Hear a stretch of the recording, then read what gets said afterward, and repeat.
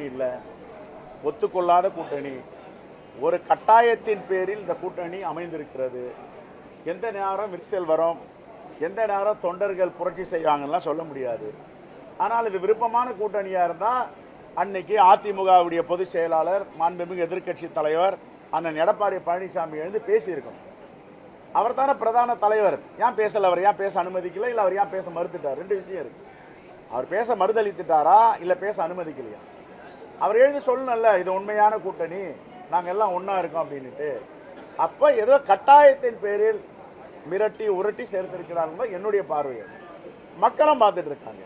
அதை தான் அங்கங்கே அதிமுக ஒரு சில தலைவர்கள்லாம் எதிர்க்கிறாங்க. நாங்கள் இதை கவலையோடு பார்க்கிறோம், வருத்தத்தோடு பார்க்கிறோம், இதை ஏற்றுக்கொள்ள முடியவில்லைன்னா பேச்சுக்களும் தொலைக்காட்சியில் விவாதங்களும் வந்துட்டு இருக்கு. என்னை பொறுத்தவரை பாஜக என்பது சிஏஜி அறிக்கைப்படி கண்ட்ரோலர் ஆஃப் ஆடிட்டர் ஜெனரல் அவங்க கட்டுப்பாட்டில் இருக்கு.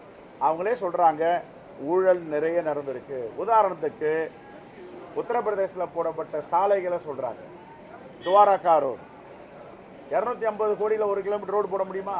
இதெல்லாம் நயினார் நாகேந்திரன் அண்ணனை போது சொல்லுங்க. ரைட், நன்றி.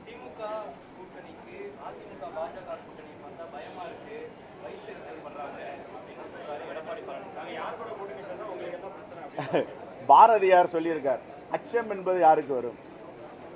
அச்சம் என்பது யாருக்கு வரும் சொல்லுங்க. யாராவது? மனிதர்களுக்கே வராது அச்சம்.